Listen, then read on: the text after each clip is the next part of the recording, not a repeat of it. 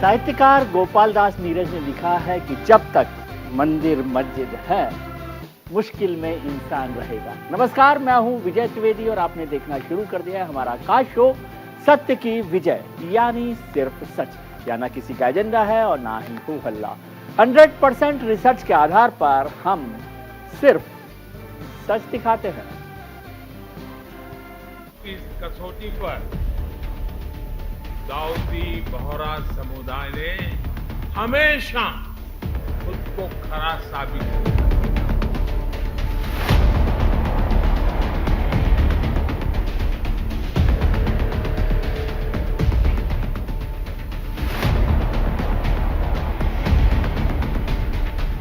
प्रधानमंत्री मोदी अगर कुछ भी कहते हैं या करते हैं तो इसके पीछे कोई बड़ा कारण माना जाता है। ठीक इसी तरह जब 9 जनवरी को ईस्टर के मौके पर प्रधानमंत्री मोदी अचानक दिल्ली के सेक्रेड कैथेड्रल कैथोलिक चर्च पहुंचे तो उन्होंने सभी को चौंका दिया। अब केरल दौरे के दौरान प्रधानमंत्री मोदी ने कई बड़े चर्चों के पादरियों से, धर्मगुरुओं से मुलाकात की। केरल में ईसाइयों की आबादी काफी है।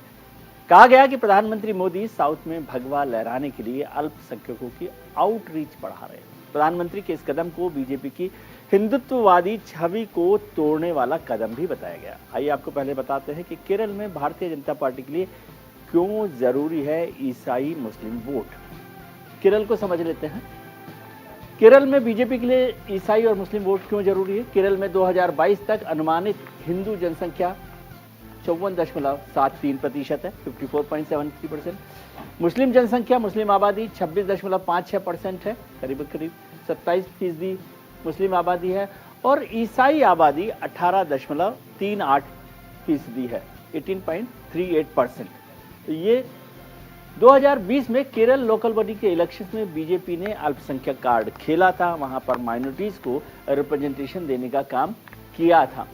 600 से ज्यादा मुस्लिम और ईसाई उम्मीदवारों को मैदान में उतारा था जो लोकल बॉडीज के इलेक्शन थे। उसमें मिशन 2024 की तैयारियों में जीती भारतीय जनता पार्टी की नजर पसमानदा मुसलमानों के बाद अब ईसाई वोटर्स पर है, जिसके लिए बीजेपी पूरी तैयारी के साथ जुट गई है। लोकसभा में ईसाई बहुल सीटों की संख्या कितनी है और 2019 में बीजेपी ने उन सीटों में से कितनी सीटें जीती, ये भी एक बार समझ लेते हैं। 2024 में ईसाई वोटर्स की इंपॉर्टेंस क्या है। लोकसभा की 19 सीटों पर 20% से अधिक ईसाई वोटर्स हैं, 20% से ज्यादा। 2 सीटें ऐसी हैं जहां 85% के करीब ईसाई वोटर्स हैं, 85% हैं ईसाई वोटर्स। 2019 में बीजेपी को उन 19 में से सिर्फ 4 सीटें मिल पाई थी जो ईसाई डोमिनेंस वाली सीटें हैं, जहां पर 20% से ज्यादा ईसाई वोटर्स हैं। तो वहां उसमें से 4 सीटें उसके मिली थी भारतीय जनता पार्टी को। कांग्रेस को वहां पर 10 और अन्य को 5 सीटों पर जीत हासिल हुई थी 19 में से।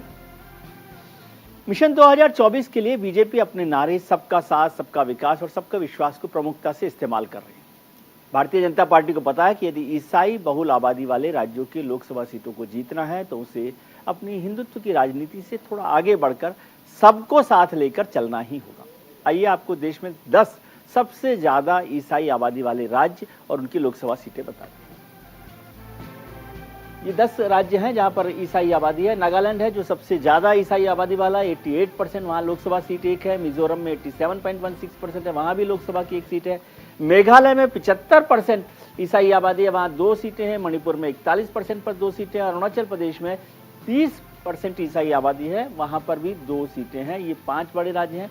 अगले 5 देख लेते हैं। गोवा में 25% यानी हर चौथा आदमी ईसाई है, वहां पर भी लोकसभा की 2 सीटें। अंडमान निकोबार में 21 पर 1 है। केरल में 18% ईसाई आबादी है लेकिन 20 लोकसभा सीटें हैं। सिक्किम में 9% है ईसाई आबादी, 1 सीट है। और पुदुचेरी में 6% पर 1 सीट है। अगले लोकसभा चुनावों से पहले भारतीय जनता पार्टी मुस्लिम समुदाय में के दिलों में भी अपनी जगह बनाने की कवायद शुरू कर चुकी है। बीजेपी को पता है कि अल्पसंख्यकों को यदि माइनॉरिटीज का साथ मिलेगा तो उसके लिए 2024 की रेस जीतना आसान हो जाएगा। लोकसभा में कितनी मुस्लिम बहुल लोकसभा सीटें हैं और इन राज्यों में कितनी मुस्लिम बहुल सीटें हैं उसको भी देख लेते हैं। एक बार समझ लेते हैं क्या है। 65 मुस्लिम बहुल लोकसभा सीटें हैं देश में 540 में से। उसमें से उत्तर प्रदेश और पश्चिम बंगाल में 13 लोकसभा सीटें हैं दोनों राज्यों में, वहां पर 80 है उसमें से 4। जम्मू कश्मीर में 5 सीटें, बिहार में 4 सीटें, केरल और असम में 6 लोकसभा सीट है जो जिन्हें मुस्लिम डोमिनेंस वाली सीटें माना जाता है। मध्य प्रदेश में 3 है इसी तरह की, तेलंगाना हरियाणा में 2-2 हैं, महाराष्ट्र और लक्षद्वीप में 1-1 सीट है और कुल मिलाकर 65 सीटें। प्रधानमंत्री मोदी ने अपने केरल दौरे के दौरान केरल में बीजेपी के भविष्य को लेकर क्या कहा, वहीं पिछले दिनों मुंबई में जब वो दाऊदी बोहरा समुदाय को संबोधित कर रहे थे तब क्या कहा, वो एक बार सुनते हैं, फिर चर्चा शुरू करेंगे। चाहे नॉर्थ ईस्ट हो, चाहे गोवा हो, जिन जिन लोगों ने भारतीय जनता पार्टी के काम को देखा है, वो किसी भी मंत का हो, पंथ का हो, संप्रदाय का हो, उसने भारतीय जनता पार्टी को गले लगाया है। और मैं विश्वास से कहता हूं कि जो नॉर्थ ईस्ट के राज्यों ने करके दिखाया है, जो गोवा लगातार कर रहा है, वो आने वाले दिनों में केरला भी करके रहने वाला है। समय के साथ परिवर्तन और विकास की इस कसौटी पर दाऊदी बोहरा समुदाय ने हमेशा खुद को खरा साबित किया है। अमृत काल में जिन संकल्पों को हम आगे बढ़ा रहे हैं, महिलाओं को, बेटियों को आधुनिक शिक्षा के नए अवसर मिल रहे हैं, इसी मिशन के साथ अल जमायातुस सैफिया भी आगे बढ़ रहा है। लोकसभा चुनाव में अब 1 साल से कम का समय रह गया है। ऐसे में मोदी सरकार का अल्पसंख्यक वोटर्स को पार्टी से जोड़ने पर फोकस करना एक बड़ा मैसेज देता है। ऐसे में आज का सवाल है कि क्या भारतीय जनता पार्टी की मुस्लिम ईसाई के पास पहुंचने की कोशिश चुनावी जरूरत है या फिर बीजेपी का माइनॉरिटी प्रेम विपक्ष के लिए 2024 में एक बड़ी चुनौती साबित होगी? और क्या मोदी सरकार हिंदुत्व की राजनीति से आगे बढ़ रही है? आज इसी मुद्दे पर चर्चा करेंगे। हमारे साथ जुड़ रहे हैं खास मेहमान, भारतीय जनता पार्टी के प्रवक्ता सुदेश वर्मा साहब, कांग्रेस नेता अजय वर्मा साहब, वीएचपी के राष्ट्रीय प्रवक्ता विनोद बंसल साहब हमारे साथ होंगे, ऑल क्रिश्चियन फेडरेशन के प्रेसिडेंट अरुण हेनरी और इस्लामिक स्कॉलर मौलाना पीर अली कादरी। आप सभी का बहुत बहुत स्वागत है। चर्चा शुरू करते हैं। सुदेश जी, पहले आपसे समझना चाहता हूं, क्या भारतीय जनता पार्टी के जो व्यवहार है उसमें कोई बदलाव आया है? पॉलिटिकल जो एक थॉट प्रोसेस था उसमें बदलाव आया है कि प्रधानमंत्री जी ईसाई धर्मगुरुओं के साथ और मुस्लिम धर्मगुरुओं के साथ मिल रहे हैं? विजय जी, कोई बदलाव नहीं आया है जी। आप बताइए, क्या गोवा में हमारी सरकार नहीं बनी? जी। वहाँ क्रिश्चियन डोमिनेंट पॉपुलेशन है। नॉर्थ ईस्ट के स्टैटिस्टिक्स आपने ही दिखाया जी। वहाँ भी हमारी सरकार बन रही है जी। हमारी एक्सेप्टेबिलिटी बढ़ी है और इसका प्रमुख कारण यह है कि मोदी जी ने गरीबों के लिए बहुत कार्य किया है। कुछ दिनों पहले की बात है, एक अपील हुई थी पार्टी की तरफ से कि जाओ गरीबों में, मुसलमानों तबकों में जाओ, पासवानदा मुसलमान में जाओ। 25 से 88% पॉपुलेशन है बैकवर्ड मुस्लिम से, गरीब है जी। क्योंकि मोदी जी के जो पॉलिसी रहे हैं, जो गरीबों के लिए कार्य किया है, उसको हमारे कार्यकर्ता लोग जाके पहुंचाएं, क्योंकि बेनिफिट तो सबको हो रहा है जी। अगर घर बन रहा है प्रधानमंत्री आवास योजना में, तो मुसलमानों को भी मिल रहा है, इसमें कोई डिस्क्रिमिनेशन तो होता नहीं है। लेकिन पहुंचाने की जरूरत है, क्योंकि हमारे क्रिटिक जो फैलाते हैं कि हम एंटी मुस्लिम हैं, एंटी माइनॉरिटी हैं, एंटी क्रिश्चियन हैं, ये सब गलत है जी। अगर नॉर्थ ईस्ट में एक्सेप्ट करता है, गोवा में एक्सेप्ट करता है, तो केरला में क्यों नहीं एक्सेप्ट करेगा जी? तो वहाँ के लोग मिलना चाहते थे प्रधानमंत्री जी से, प्रधानमंत्री जी का समय था, मिल रहा है जी। ये तो पॉजिटिव चीज है जो आपको भी अप्रिशिएट करना चाहिए जी। ठीक है। हमारे साथ ऑल क्रिश्चियन फेडरेशन के प्रेसिडेंट अरुण हेनरी साहब भी जुड़े हुए हैं और बंसल साहब भी हैं, विनोद बंसल साहब। मैं हेनरी साहब आपसे समझना चाहता हूं, प्रधानमंत्री की ईसाई धर्मगुरुओं, पादरीज के साथ मुलाकात को आप कैसे देखते हैं?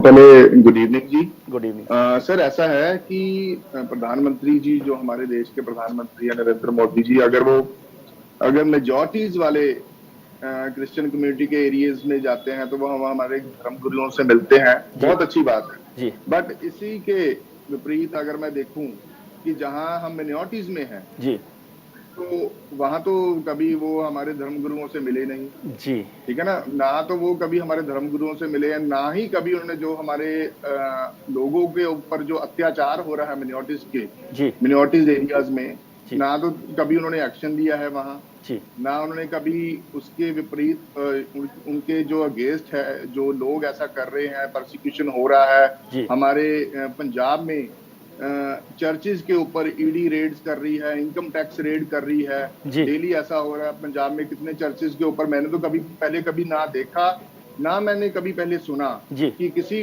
धर्म स्थान पर ईडी ने रेड की हो, इनकम टैक्स ने रेड की हो। यहाँ कितने धार्मिक स्थान है, तो पहले तो कभी ऐसा हुआ नहीं। बट जहाँ मेजॉरिटी जहाँ हम मेजॉरिटीज में है वहाँ ऐसा कुछ नहीं है। जहाँ हम मिनॉरिटीज में है तब सब कुछ हो पॉसिबल है, चाहे वो कुछ भी हो, चाहे हमारे ऊपर प्रोसिक्यूशन कभी भी मोदी साहब ने या किसी भी, इवन देन बीजेपी के जो स्पोक्स पर्सन है वो भी हमारे अगेंस्ट ही बोल रहे हैं। कितने हमने जो आरपी सिंह है या और भी कोई स्पोक्स पर्सन है वो हमारे अगेंस्ट ही बोल रहे हैं कि हम कन्वर्जन करवा रहे हैं या कुछ भी एलिगेशन लगाते हैं। तब तो ऐसा बीजेपी के कोई बड़ा आला अधिकारी जो बीजेपी के हैं वो तो कभी हमारे फेवर में कभी बोले नहीं कि आप यार गलत कर रहे हो या कुछ भी। जो डाटा है, जो गवर्नमेंट का डाटा है सर, जो गवर्नमेंट का डाटा है उसमें तो ऐसा कुछ भी नहीं है ना। जब जहां ऑलरेडी हम मेजॉरिटीज में है वहां आप हमें अपनी जो वोट बैंक के लिए हमें इस्तेमाल करने की कोशिश कर रहे हैं कि हम आपके साथ आ जाएं। बट हम आपका साथ देने को तैयार है, हमें कोई प्रॉब्लम नहीं है। हमें बहुत खुशी है कि हमारे देश के प्रधानमंत्री है, वो किसी पार्टी के प्रधानमंत्री नहीं है, वो देश के प्रधानमंत्री। हम भी खुद चाहते हैं कि वो अगर वो मेजॉरिटीज वाले एरियाज में जाते हैं तो मिनॉरिटीज वाले एरिया में भी आए और हमारी जो बात है वो सुने कि हमें क्या क्या प्रॉब्लम हमें फेस करनी पड़ रही है इन एरियाज में। बिल्कुल ठीक बात है। बंसल साहब, विनोद बंसल साहब हमारे साथ जुड़े हुए, विश्व हिंदू परिषद के राष्ट्रीय प्रवक्ता है। बंसल साहब, दो बातें हैं। एक तो प्रधानमंत्री जी ने जिस तरह से पहल की उसको लेकर आपने सुदेश जी को भी सुना और अरुण जी को भी सुना, हेनरी साहब को भी। दो बातें समझना चाहता हूं, क्या विश्व हिंदू परिषद इसको अपने एजेंडा से एक मेल जोल वाली बात समझती है? क्योंकि आप हमेशा ही, आपका मतलब विश्व हिंदू परिषद और जो हिंदू संगठन हैं वो ईसाई मिशनरीज को, कन्वर्जन को लेकर हमेशा से निशाने पर रखते रहे हैं, ठीक है। क्या आपको पसंद आ रहा है कि प्रधानमंत्री या भारतीय जनता पार्टी ईसाइयों के साथ मेल मिलाप बढ़ा रही है अपनी राजनीतिक जरूरत के लिए, या मुसलमानों के साथ भी? जी, आपके प्रश्न का स्ट्रेट फॉरवर्ड उत्तर देने से पहले दो बातें मैं इनको कहूंगा कि जो इन्होंने अभी हिंदी जी ने कहा है जी, इनका नाम अरुण है ना, और ये हैं ईसाई जी। आप देखिए कि ये कन्वर्जन की बात करते हैं जी। अगर खुद के अपने 4 फोर फादर की बात करें तो मुझे लगता है ये भी हिंदू ही निकलेंगे। मैं इनका स्वागत करता हूँ, ठीक है। लेकिन ये बात समझ लीजिए, आपने जो डाटा दिए स्टार्टिंग में डिबेट शुरू करने से पहले जी, तो उस डिबेट के डाटा के अनुसार केरल में 18% ईसाई है जी, जबकि ये कह रहे हैं कि ये जो मेजोरिटी एरिया में जाकर प्रधानमंत्री मिलते हैं, माइनॉरिटी एरिया में नहीं मिलते जी। तो इसको क्या कहा जाएगा? या तो इनको आंकड़े नहीं पता, या फिर ये कह रहे हैं कि भाई जानबूझ करके 18% को ही मेजोरिटी समझ रहे हैं। बहुत अच्छी बात है। तो तीसरी बात ये कि जहाँ तक पंजाब की बात है, पंजाब में चर्चों पर अटैक हो रहे हैं जी। मैं कहूँगा पंजाब में तो अपना पूरा खालिस्तान का मूवमेंट की बात हो या ईसाई मिशनरियों का पापाचार की बात हो, वो आज इस समय चरम पर है। गुरुओं की पावन धरती को जिस तरह से अपवित्र करने का काम वो चर्च के नाम पर इन षड्यंत्रकारों ने किया है, इसको कौन नहीं जानता भाई। और ये तो इनके साथ तो ये मुझे लगता है कि ये जो उल्टा चोर कोतवाल को डांटे वाली बात है। ठीक है, तो मतलब आप जो बीजेपी का इनिशिएटिव है उसको सपोर्ट नहीं करते, ऐसा समझूं? नहीं, अब मैं आपकी बात पा रहा हूँ। देखिए, बीजेपी का इनिशिएटिव जो है वो बीजेपी जानेगी, उसको मेरे सपोर्ट करने ना सपोर्ट करने से कोई फर्क नहीं पड़ता। देखिए, राजनीतिक दलों को अपने अपने हिसाब से काम करना होता है जी, और सामाजिक संगठनों को अपने हिसाब से काम करना पड़ता है। लेकिन ये बात सच्चाई है कि जो ईसाई मिशनरियों का और ये जो कह रहे हैं कि ईडी का और इनकम टैक्स का रेड चर्च पर पड़ना, ये पहले कभी नहीं हुआ।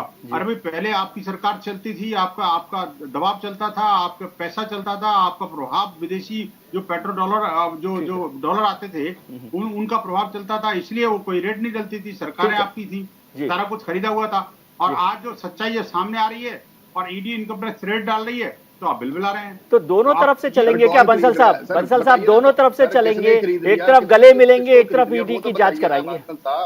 मेरे को एक बात बताइए, दोनों का कोई विरोधाभास नहीं है जी। देखिए, कानून को अपना काम करना होगा, मैं ये बोलता हूं, जो मिलने मिलाने का काम है जी। आप देखिए, ये जो क्रिश्चियन मिशनरी जो है वहाँ पर मिले थे, पादरियों ने क्या डिमांड रखी थी विजय जी, आपको पता है? उन्होंने कहा कि चर्चों पर हमले हो रहे हैं जी। अरे चर्च हमला करवा रहा है, चर्चों पर हमले हो रहे हैं, यहाँ तो भारतीय संस्कृति पर, भारतीय धर्म पर हमले कर रहे हैं ये लोग। तो और ऊपर से ये शिकायत कर रहे हैं, चर्चा पर हमले हो रहे हैं। आप देखिए, जब मोदी जी प्रधानमंत्री बने थे, आपको याद होगा दिल्ली के अंदर कितने चर्चों के ऊपर हमले की बात आई, इसमें हो गया, रोजाना एक चर्च कहीं अटैक होता था। दिल्ली पुलिस ने सारी चीजों की जब जांच कराई, तो वहां पर पहरेदार बिठाए और दिल्ली पुलिस का पहरा बढ़ाया, तो पता लगा ये सारी प्रोपेगेंडा पॉलिटिक्स थी। एक भी चर्च पर कोई हमला नहीं हुआ। ठीक है हेनरी साहब, तो बेसिकली भारत को बदनाम करने की जो है ये षड्यंत्र है। अपनी वापस आ जाने चाहिए मूल में। ठीक है, आप फंस रहे हो विकार में। जी हेनरी साहब, आपको जोड़ना चाहते हैं, फिर मैं दूसरे मेहमानों के पास जाना चाहता हूँ। जी सर, हम पहले ये बताइए कि हम अपने चर्चेज के ऊपर अटैक क्यों करवाएंगे? हम अपने ऐसा प्रोपोगंडा क्यों करेंगे? हमारे चर्चेज के ऊपर अटैक हो रहे हैं, प्रोसिक्यूशन हो रही है डेली, ठीक है ना जी। तो हम अपने देश को बदनाम क्यों करेंगे? ठीक है ना। अगर हमारे साथ कोई अत्याचार हो रहा है, हम अपनी आवाज भी ना उठाएं जी। वो सब पोल खोल ठीक है ना। अगर ठीक है, अब बंसल साहब प्लीज, पोल सर कहेगी पोल, मेरे को एक बता, बंसल साहब प्लीज ऐसे नहीं। साहब ने अभी बोला, सर बांसल साहब ने एक बात बोली, दिल्ली पुलिस की रिपोर्ट आ चुकी है, हमारे पास पैसा था, आपने बोल दिया, पावर थी। सर हम तो कभी पावर में आए ही नहीं जी, हमारे पास कहाँ से पैसा आ गया, ये बोल। ठीक है हेनरी साहब, ठीक है, बात आपकी भी बात ठीक है, और वो अपनी बात रख रहे हैं।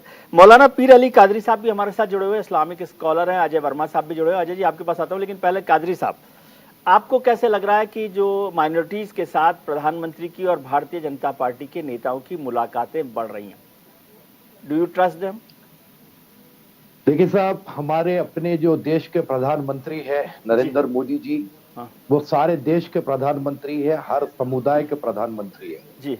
उन्होंने थोड़े दिन पहले भौरे समाज से भी उन्होंने मुलाकात की जी, और उन्होंने सूफी संवाद की भी बात की जी। और आज जो है वो केरल में क्रिश्चियंस के जो है रिलीजियस लीडर्स से मुलाकात की जी। मैं इसको एक बहुत अच्छा कदम समझता हूँ जी। ये अच्छी तरफ हमारा देश आगे बढ़ रहा है जी। क्योंकि देखिए, आप 2014 से मोदी जी सत्ता में है जी, और बीजेपी पावर में है, लेकिन इस बीच जो है ये विश्व हिंदू परिषद हो या बजरंग दल हो, ऐसे कुछ ऑर्गेनाइजेशंस किसी ना किसी तरीके से बीजेपी को मुसलमानों से और क्रिश्चियन से, माइनॉरिटीज से दूर करने की कोशिश कर रहे थे। ये बता रहे थे कि हम पावर में है, हम जो चाहे करेंगे जी। लेकिन इनके मुंह पे जब तमाचा उस वक्त पड़ा जब नरेंद्र मोदी जी हो या अमित शाह जी हो अल्पसंख्यकों की बात करने लगे, मुस्लिम धर्म गुरु से मिले और क्रिश्चियन धर्म गुरु से मिले। देखिए सर, ये हमारा देश की यही सभ्यता है और यही खूबसूरती है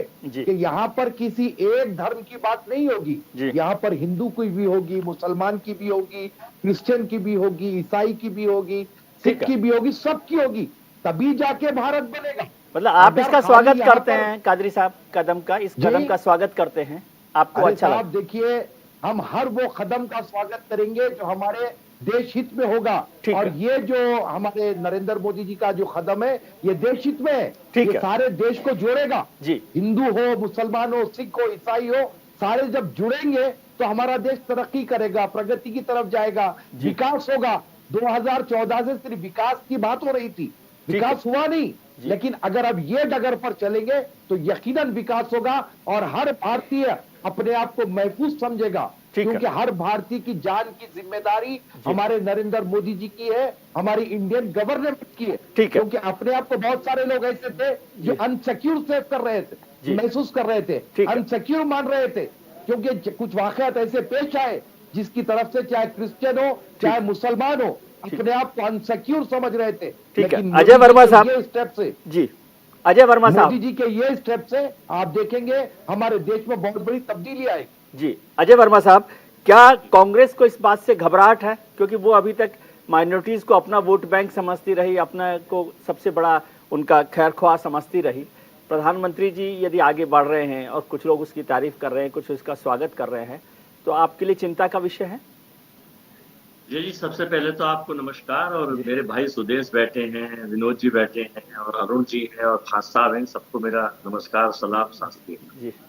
दूसरी बात आपसे मैं ये कहना चाहूंगा जी कि ना तो कभी कांग्रेस सर्वधर्म सद्भाव की बात करती है, इनकी तरह एजेंटिस्ट और प्रोपोगेंडिस्ट नहीं। ये सत्ता के लालची लोग, जब चुनाव आता है तो इन्हें मुस्लिम याद आते हैं, इन्हें ईसाई क्रिश्चियनिटी याद आती है, इन्हें याद आते हैं। वैसे ये शुरू से लेके देश में सोशल फैब्रिक खत्म करते रहेंगे, आग उगलते रहेंगे। इनके देशलाई गैंग के जो जिसमें 8-10 प्रदेश के कई मुख्यमंत्री और कई केंद्र के मंत्री हैं, वो उस देशलाई का काम करते हैं। कि मैं नहीं कह रहा है देश के लोग और माहौल और उनके भाषण जो सुप्रीम कोर्ट ने फटकार लगाई है वो कह रहे हैं। मोदी जी प्रधानमंत्री हैं, विकास की बात करें, रोजगार की बात करें, नौकरी की बात करें, व्यापार की बात करें, भारत में सोशल फैब्रिक मजबूत करने की बात करें, हिंदू मुस्लिम सिख ईसाई सब भाई भाई इसकी बात करें तो समझ में आता है। लेकिन जब चुनाव आने में 6 स्टेटों में चुनाव है, उसमें कुछ समय रह गया और 24 का चुनाव है, तो इनके सारे आईटी सेल, इनके चिंटू पिंटू टाइप प्रवक्ता, इनके जितने चरण चुंबक जो बैठते हैं सहयोगी के रूप में, उन सबका केवल एक टारगेट ये है विजय जी, मैं आपको एक रहस्य उद्घाटन करूं कि इनका टारगेट ये है कि जनता के टैक्स के पैसे को केवल बांटिए और एक एजेंडा बनाकर सुबह शाम दे दीजिए। तो इनकी जो 6-7 जो इनकी जो वो संस्थाएं हैं जिस विभिन्न तरह से उनको सबको दे देते हैं, कोई किसी रूप में बैठता है, कोई किसी रूप में बैठता है। उनका टारगेट ये है कि देश में बस केवल अपोजिशन और कांग्रेस और उन लोगों की खिलाफत करिए जो सरकार की नीतियों के खिलाफ है। ठीक है, प्राइवेटाइजेशन ये चाह रहे हैं, अडानी विकास अगर बात आती है तो अडानी का होता है, आम आदमी का। देश का 40% पैसा 1% के पास है। आपने आर्थिक समानता। अरे सर ये कोई आज ही हुआ है क्या? ये सारा आज हुआ है सर?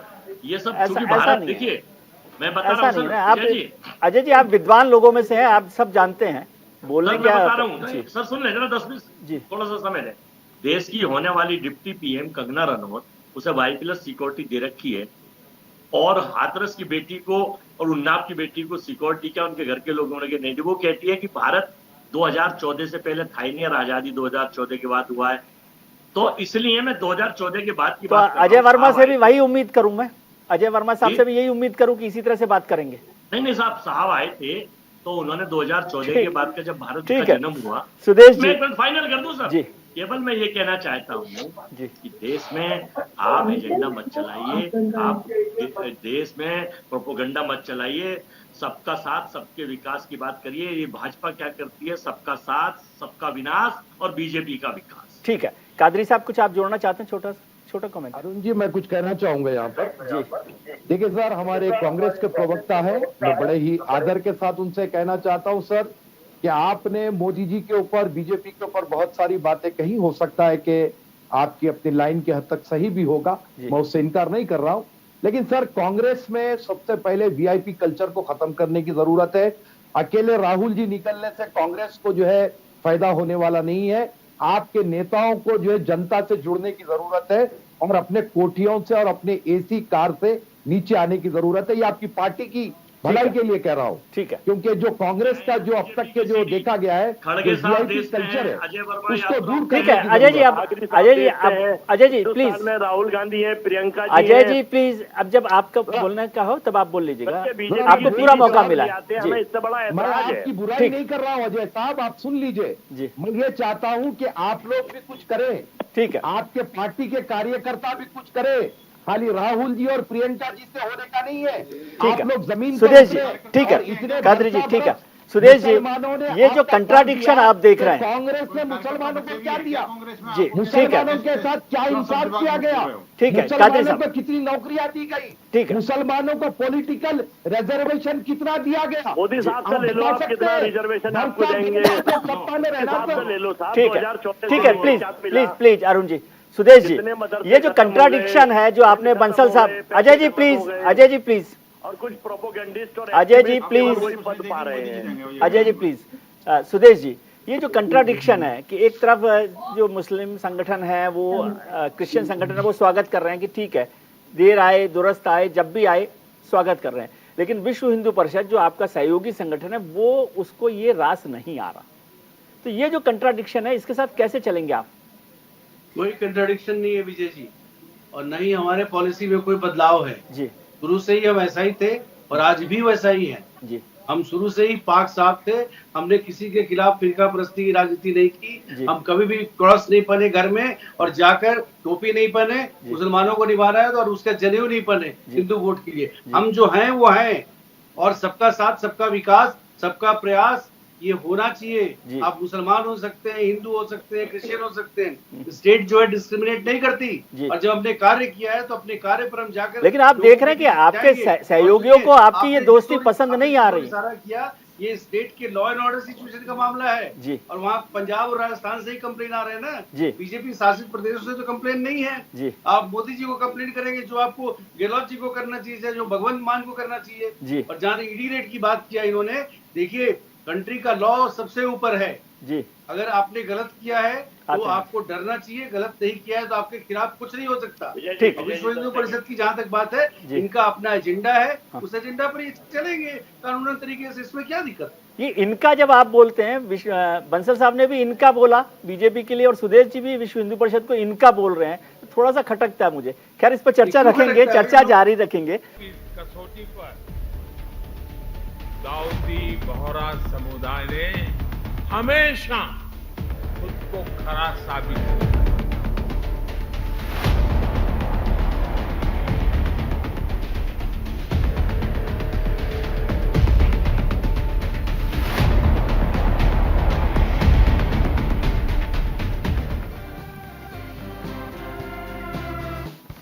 ब्रेक के बाद आपका एक बार फिर स्वागत है। हम चर्चा कर रहे हैं भारतीय जनता पार्टी की ईसाइयों और मुस्लिम धर्म गुरुओं तक आउटरीच को लेकर कि क्या ये चुनावी जरूरत है या कुछ बदलाव के इशारे कर रहा है। हमारे साथ खास मेहमान जुड़े हुए हैं, मौलाना पीर अली कादरी साहब हैं, ऑल क्रिश्चियन फेडरेशन के प्रेसिडेंट अरुण हेनरी साहब हैं, अजय वर्मा साहब हैं कांग्रेस के नेता, भारतीय जनता पार्टी के प्रवक्ता सुदेश वर्मा साहब हैं और विश्व हिंदू परिषद के राष्ट्रीय प्रवक्ता विनोद बंसल साहब हैं।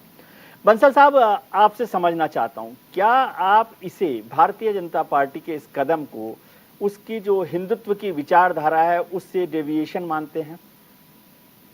क्यों भाई, प्रधानमंत्री हैं, प्रधानमंत्री सबके हैं, सबसे मिलेंगे, मिलने में कोई दिक्कत नहीं, लेकिन कम से कम जो लोग मिलने आए उनको भी अपना मान मर्यादा का ध्यान रखना चाहिए। और जिस प्रकार से ये जो कह रहे हैं कि हमारे प्रधानमंत्री, हमारे देश के प्रधानमंत्री, अरे बार बार इनको सर्टिफिकेट बांटने की क्यों जरूरत पड़ रही है? इनसे पूछा थोड़ी था कि आप तो प्रधानमंत्री हैं कि नहीं है जी। ये कुछ लोगों में एक विजय जी एक होड़ सी मची है। कुछ लोग कहते हैं कि मैं भी तो हिंदू हूँ जी, मैं भी तो सनातनी हूँ, आप अकेले सनातनी नहीं हो जी। और दूसरी तरफ कुछ पार्टियां और कुछ ये जो राजनीतिक और गैर राजनीतिक दल हैं जो कहते हैं हमारे भी प्रधानमंत्री हैं, वो सबके प्रधानमंत्री हैं, मतलब कहते कुछ और है, अंदर होता कुछ और है। आप देखिए कि ये एक तरफ कहते हैं कभी वो बहुसंख्यकों से मिले, अल्पसंख्यकों से नहीं मिले, या बहुसंख्यक जहाँ पर हैं वहां पर जाके मिले, अल्पसंख्यक जहाँ पर हैं वहां नहीं मिले जी। अरे भाई, अल्पसंख्यक जहाँ पर हैं वहाँ आप क्या करते हो और बहुसंख्यक जहाँ पर हैं आप वहाँ क्या करते हो, कौन नहीं जानता जी। धर्मांतरण के अड्डे और जो जिस तरह से अपने जनजाति समाज के लोगों की जो संस्कृति और स्वाभिमान को हरण करने में लगे हुए हैं ये मिश्रणी, उनको अपनी हरकतों से बाहर जाना चाहिए। मैं कहता हूँ देखिए, प्रधानमंत्री से मिलने में कोई दिक्कत हो रही है। तो प्रधानमंत्री जी को आप ये बात समझाई नहीं क्या आपने कि ये क्या कर रहे हैं? आपने नहीं समझाई ये बात? नहीं, प्रधानमंत्री ने कोई गलत थोड़ी किया। गलती तो मैं इनकी बात कर रहा हूँ, जो लोग कर रहे हैं, जो लोग गलत का साथ दे रहे हैं भैया जी, मैं तो उनकी बात कर रहा हूँ। लेकिन उनसे मिल रहे हैं ना प्रधानमंत्री?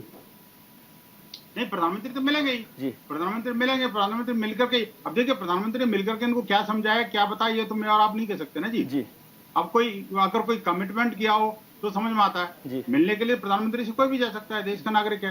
लेकिन मैं कहता हूँ देखिए, अरुण जी को इस बात का ध्यान रखना चाहिए कि कम से कम अपना कमेंट करने से पहले इस बात का गौर करना चाहिए कि अगर ईडी ने और इनकम टैक्स ने कोई आपके ऊपर कोई नोटिस जारी किया है तो कम से कम उसका जवाब दो, न कि कोई धमकी दो कि प्रधानमंत्री हमारे ऊपर हमला कर रहे हैं। अरे भाई, अब पंजाब की पावन धरती को जिस तरह से ईसाई मिशनरियों ने तबाह करके रख दिया, गुरुओं की पावन परंपरा को जिस तरह से कलंकित किया है, जिस तरह से केरल और मिजोरम और लक्षद्वीप और इसकी जो अगर बात करो बंगाल की और जो अपने ईसाई बाहुल्य क्षेत्रों की, तो वहां पर हिंदुओं की क्या स्थिति है कौन नहीं जानता भाई जी। मैं कहता हूँ माननीय प्रधानमंत्री इस पर भी ध्यान देंगे मुझे लगता है। और जी, वही मैं देखो बंसल साहब, वही मैं निवेदन कर रहा हूँ कि ये हेनरी साहब की बजाय प्रधानमंत्री जी को बताइए। आप हेनरी साहब की बजाय प्रधानमंत्री को बताइए।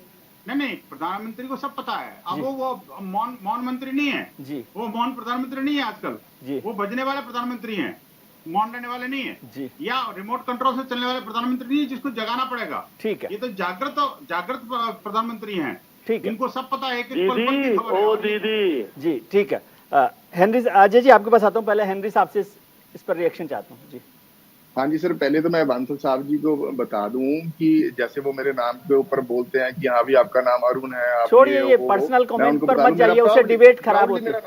मेरा नाम इंडियन है, मैं प्राउडली बोलता हूँ कि मैं इंडियन जी, और मैं प्राउडली ये भी बोलता हूँ कि मैं क्रिश्चियन हूँ जी। और आपने बोला कि कन्वर्जन के ऊपर, आप बोला कि आप पावन धरती के ऊपर आप क्या कर रहे हो, मेरे को डाटा से बता दीजिए बांसल साहब कि कितने % कन्वर्जन होगी है। आप मेरे को एक बार ही बता दीजिए। आप लास्ट टाइम यही बात हुई थी कि पंजाब में इतने % कन्वर्जन हो चुकी है, ये हो चुका है, वो हो चुका है, बट ऐसा कुछ भी नहीं है, ठीक है ना। आप ये बताइए क्या आप बंसल साहब 1 मिनट आपके पास आ जाता हूँ मैं, आप बोल लीजिएगा। नहीं किया था मैंने, आपको इंटरप्ट नहीं किया था।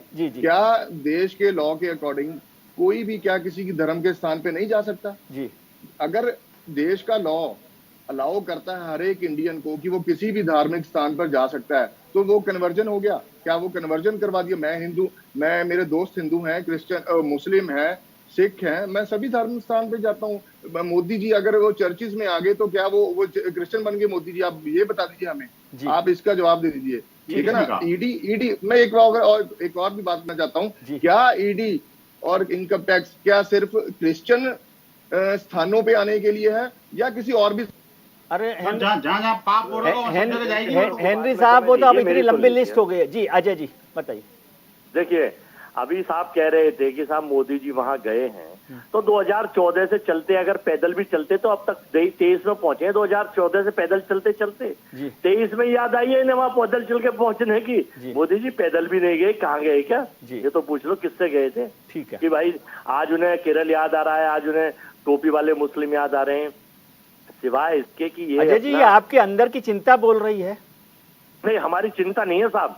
हम तो देखिए 6 स्टेटों में सरकार, 6 स्टेटों में एक भी स्टेट मोदी साहब नहीं जीत रहे और 24 के चुनाव की बात पे चर्चा करेंगे। अरे भैया भाई सुन लो, मैं आपके बीच में नहीं बोलता है। जी। देश के तमाशा राजा और आप छोटे राजा। मैं ये कह रहा हूँ कि हम राजस्थान रिपीट कर रहे हैं, हम छत्तीसगढ़ 2/3 बहुमत से जीतेंगे। ठीक है, हम कर्नाटक 2/3 से जीत रहे हैं, हम मध्य प्रदेश जीत रहे हैं और सुन लीजिए 2 स्टेटों के जो चुनाव है वहां हम लड़ाई लड़ रहे हैं, लेकिन जीत वहां के लोकल पार्टी की। ठीक है, कोई बुराई नहीं है, ठीक है बात कहने में। लेकिन हम सुनो जी, हम सबका साथ सबका विकास करते हैं। 20,000 करोड़ रुपए बताया नहीं कि अडानी के अकाउंट में कहां से आया? वो साहब का जो 10% का पैसा है ना, 10% उसका और बाकी एडवर्टाइजमेंट क्यों कर रहे हो यार? अरे भैया एडवर्टाइजमेंट तो वो आपके पार्टनर है ना। ठीक है, वो आपके साहब उसके कादरी साहब जी, कितना पैसा मिला? जी अरे बंसल साहब प्लीज, कादरी साहब। देखिए सर, मैं फिर से एक बार जो है हमारे बंसल साहब को जो है बोलना चाहूंगा सर, जब देश जुड़ने की तरफ जा रहा है तो जुड़ने दीजिए जी। आज प्रधानमंत्री जी क्रिश्चियन के जो है रिलीजियस लीडर से मिले तो आप उसको अच्छा स्टेप कह रहे हैं, प्रधानमंत्री ये मिल सकते हैं। इस वक्त केरला से राहुल गांधी मिले तो उस वक्त आप ही लोगों ने बम पुकारा किया था, आप ही लोगों ने कहा था कि राहुल गांधी ने फला क्रिश्चियन के जो है जाके रिलीजियस लीडर से मिला। अरे सब ये पॉलिसी को खत्म कीजिए। हम ये चाह रहे हैं कि कोई भी राजनेता हो, चाहे बीजेपी का हो चाहे कांग्रेस का हो, सारे देश को लेकर चले। देखिए साहब, अभी मैं कांग्रेस को भी बोला ये बात कि पिछले कई वर्षों से आप सत्ता में रहे, मुसलमानों को आपने क्या रिजर्वेशन दिया? कुछ नहीं दिया, मुसलमानों को इस्तेमाल किया। उसी तरीके से आज बीजेपी जब अल्पसंख्यकों की बात कर रही है तो हम ये पूछना चाहते हैं कि आप अल्पसंख्यकों को क्या रिजर्वेशन देंगे? पॉलिटिकल रिजर्वेशन क्या देंगे? हमको कब तक के सिर्फ वोट बैंक की तरह इस्तेमाल किया जाएगा? अब मुसलमान हो या क्रिश्चियन हो या और कोई माइनॉरिटीज हो, वोट बैंक की तरह इस्तेमाल होना नहीं चाहते। हमारा अपना भी फ्यूचर है, ये हमारा अपना देश है। हम चाहते हैं कि जब हमें वोट राइट है, जब आप हमारे वोट से गवर्नमेंट फॉर्म कर रहे हैं, इख्तियार की सीढ़ियों तक पहुंच रहे हैं, तो फिर आप हमारे लिए क्या कर रहे हैं? पिछले सवाल भी हमारे साथ वैसे हुआ, अभी भी वैसे ही होगा, वैसे चलने वाला नहीं है। अभी जो क्रिश्चियन कम्युनिटी को जो रिप्रेजेंट कर रहे हैं, उन्होंने जो कहा कि जो है क्रिश्चियनिटी पर रेज हुए, तो आप इसकी तहकीकात कीजिए। आप बेवजह से किसी एक समुदाय के लोगों को सताना या उनके ऊपर रेज करना बिल्कुल कतई गलत है। मुसलमानों की जानों के साथ खेला गया, किसी नाम विशेष पर उनको मारा गया, तो ये भी गलत है और रेज करना भी गलत है।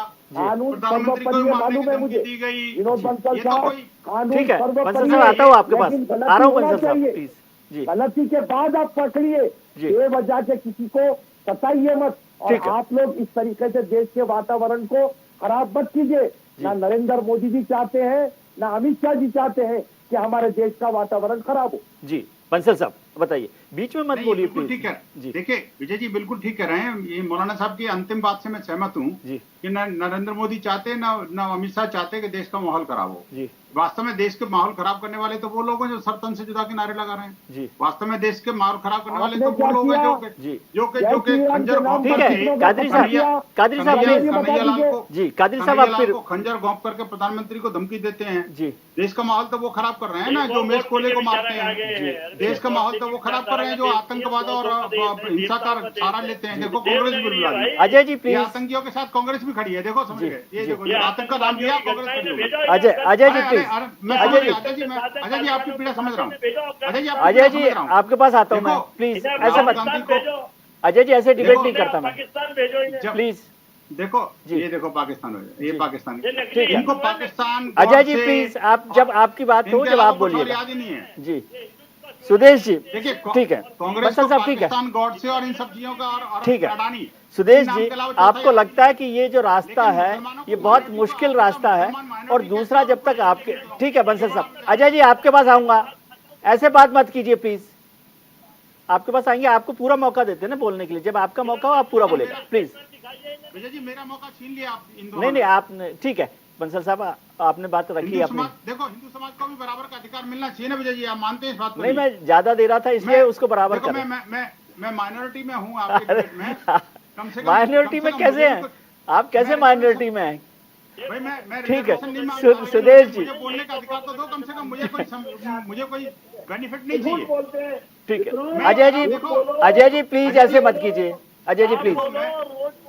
ठीक है बताओ कैसे काम चलेगा? अजय जी प्लीज। सुदेश जी, कांग्रेस अब हिंदुओं को भी जी बोल लेती। सुदेश जी आप बताइए कि क्या आपको लग रहा है जी? अच्छा बोल दीजिए, एक लाइन और बोल दीजिए। मैं कहना चाहता हूँ, देखिए जी अब राहुल गांधी को मां से मिला दिया, इनको कृतज्ञता भी करनी चाहिए। आखिरकार ये जो जिसकी बात कर रहे हैं, रिजर्वेशन की बात कर रहे हैं, जिस कम्युनिटी ने सैकड़ों साल देश को राज किया उसको आज भी रिजर्वेशन क्यों चाहिए?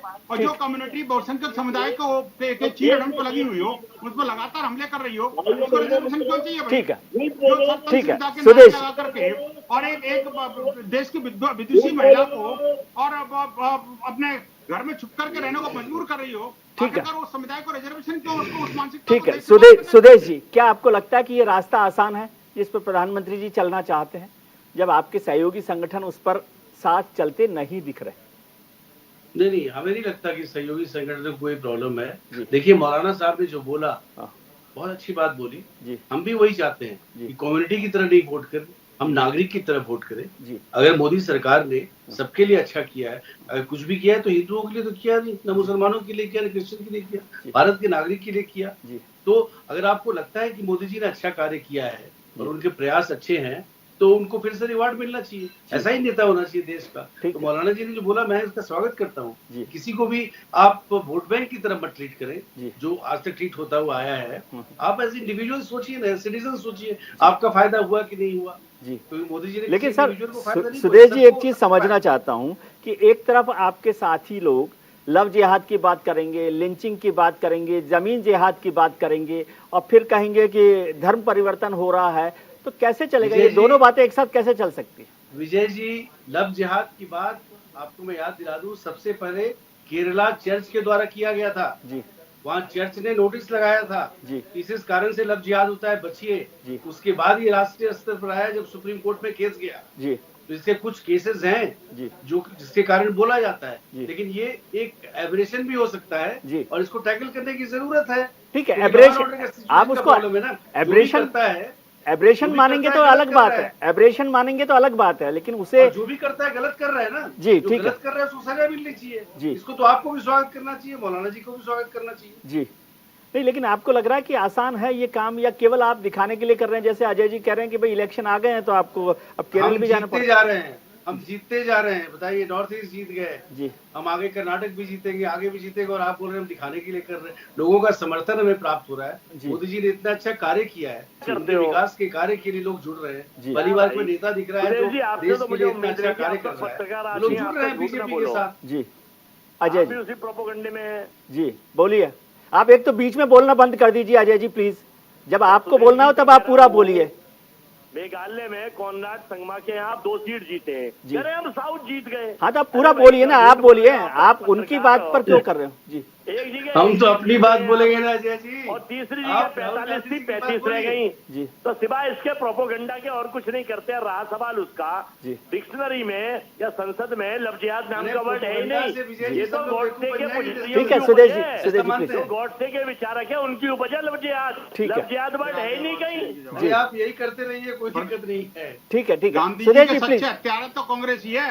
अरे बंसल साहब प्लीज अजय जी, कांग्रेस नहीं की है। बंसल साहब, मंसल साहब से कहो कि ये विचार, अपने विचार थोड़ा सुनने दें भाई। अब सबके बीच में बोलेंगे जी, बोलिए। बेचैनी बहुत है ना इन्हें जी। हेलो, याद आ गई आपको जी? आप बोलिए। बेचैनी बहुत है। बंसल साहब प्लीज जी। विजय जी, मैं ये कहना चाहता हूँ कि सरकार केवल चुनावी सत्ता के लिए कुछ भी करेगा, कहीं भी जाएगा, किसी के भी चरण चंबुक करेगा, सबको चाटेगा, सबको सर थोड़ा सा सभ्य भाषा का इस्तेमाल, पावर देखेगा। अजय जी आपसे निवेदन करूं, थोड़ा सा सभ्य भाषा का इस्तेमाल कर सकते हैं, आप पढ़े लिखे लोगों में से हैं।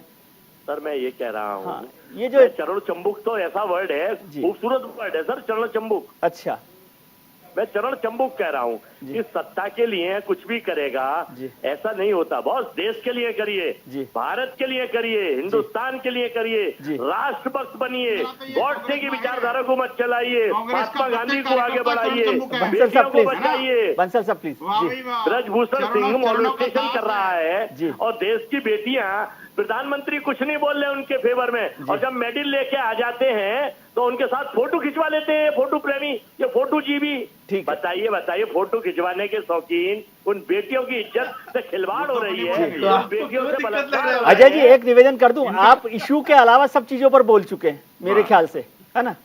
जो इशू पर हम चर्चा कर रहे हैं, क्या आपको इस पर जितना कड़ी तरीके से बोलना है बोलिए कि भाई प्रधानमंत्री या भारतीय जनता पार्टी ईसाइयों के साथ, क्रिश्चियंस के साथ, मुसलमानों के साथ जा रही है, इस पर आपकी आपत्ति है तो वो बोल दीजिए। आप उस इशू के अलावा सब पर बोल रहे हैं, उसके अलावा सब पर बोल रहे हैं।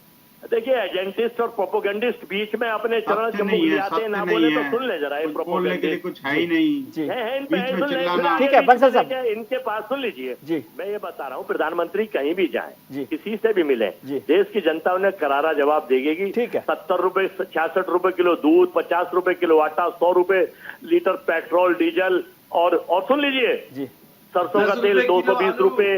तो मैं कह रहा हूँ जनता अपने बाप जवाब दे देगी, वो कहीं भी जाए उन्हें। अब बहुत देर हो चुकी है। ठीक है देर कर दी हजूर आते आते। ठीक है हेनरी साहब, आपको लगता है कि ये जो है हिंदुस्तान में प्रधानमंत्री का जाना माइनॉरिटीज के पास, माइनॉरिटी रिलीजियस लीडर, ये एक पॉजिटिव स्टेप है या इसे सिर्फ आप पॉलिटिकल स्टेप मानते हैं? आप अपने आप को वो अनम्यूट कर लें।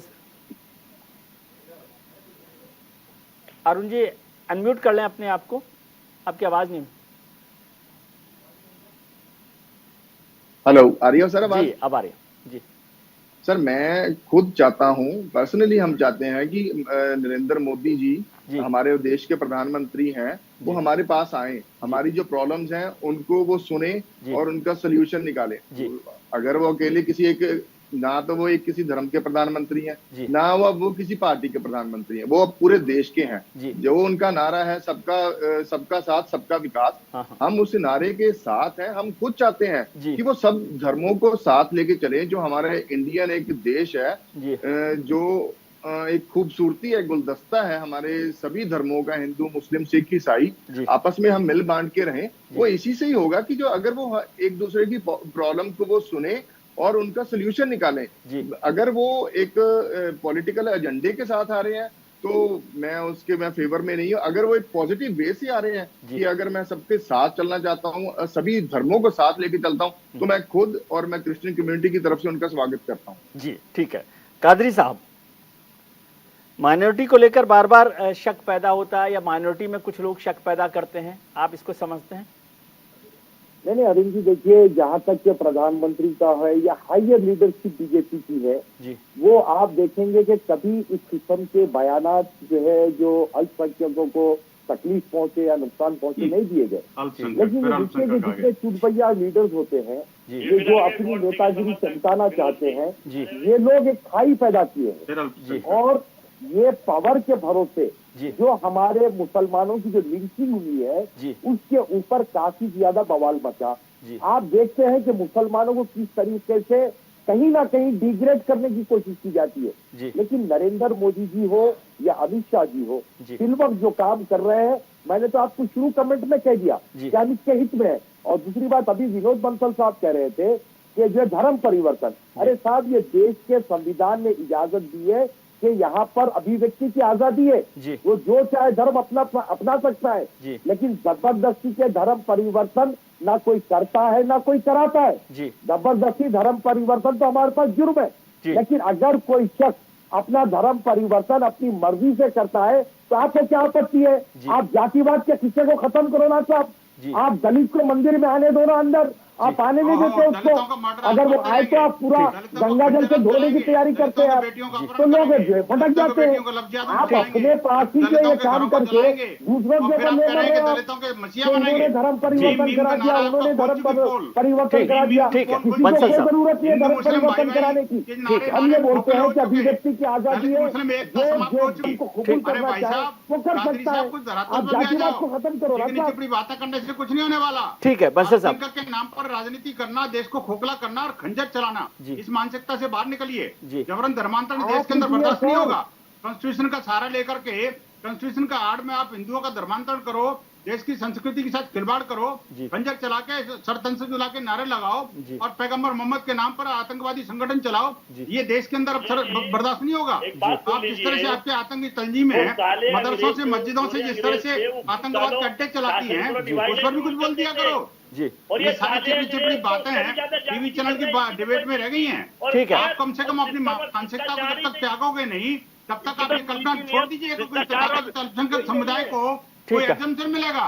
ये सर्टिफिकेट बांटना भूल जाइए। प्रधानमंत्री को क्या चाहिए, प्रधानमंत्री को क्या करना चाहिए, ये प्रधानमंत्री अच्छी तरह जानते हैं। आप लोगों को नसीहत लेने की जरूरत नहीं है। और नहीं आप लोगों के वोट कोई काम आने वाले हैं, ये बता दूं आपको मैं। ठीक है, ये गलत कोई मत पालिए। ठीक है, आखिरकार मुस्लिम बेटियों को हलाला से बचाइए, 3 तलाक से बचाइए, मुस्लिम बेटियों के साथ चीरना हो रहा है उसको बचाइए। ठीक है, ये लफ्जियात से जिस तरह से प्रताड़ना मुस्लिम महिलाओं की हो रही है और हिंदू महिलाओं की हो रही है, उसको बचाइए। ठीक है, ठीक है बंसल साहब, ठीक है, अब वक्त नहीं है मेरे पास ज्यादा। अजय जी, बहुत छोटा सा कमेंट आपका। विजय जी, देश की बेटियों को बीजेपी के बलात्कारी एमपीओ से, बलात्कारी बाबाओं से बचाइए। विजय जी, देश में रामनाथ कोविंद जो महामहिम मंदिर जाते हैं तो बीजेपी के और आरएसएस और हिंदू परिषद के लोग मंदिरों को गंगा जल से धुलवाते हैं। तो इनकी विचारधारा से देश खंडित हो रहा है, खंडित हो रहा है। बचाइए खंड करने वाले। ठीक है, प्लीज कांग्रेस को अपनी आतंकवादी और सोच से सुदेश जी, अब हो गई बात। अजय जी, आपकी बात हो गई, हिंदुओं को बंसल साहब आपकी बात हो गई। जी सुदेश जी, बलात्कारियों को बीजेपी और कांग्रेस में बांट दिया। ठीक है सुदेश जी, बीजेपी के बलात्कारियों से आप सावधान रहिए, अब प्लीज बलात्कारियों से बलात्कारी होते जाए। प्लीज बलात्कारी किसी भी पार्टी में हो, सुदेश जी, आपको कंडेम करो जी, law will take its course. ये कौन सा पॉलिटिकल मुद्दा है, किस तरह की बातें कर रहे हैं आप? आपका जो संगीन मुद्दा है विजय जी, बिल्कुल देखिए, बीजेपी एक political Ajay ji, please Ajay ji please, Ajay ji का माइक ऑफ कर दीजिए। कार्य करती है प्लीज सबके लिए, तो हम जाएंगे लोगों के बीच में, उनकी बात सुनेंगे। अगर कोई क्रिश्चियन लीडर्स आते हैं, बोलते हैं कि हम लोगों को सिक्योरिटी चाहिए, तो हम अगर देने लायक होंगे तो हम क्यों नहीं देंगे? राज्य सरकार से बोलेंगे, हमारी सरकारें देगी, प्रत्येक नागरिक को देना है। ये कोई अपीजमेंट नहीं है, ये कोई नया पॉलिसी नहीं है, ये पॉलिसी पर हम चलते रहे हैं।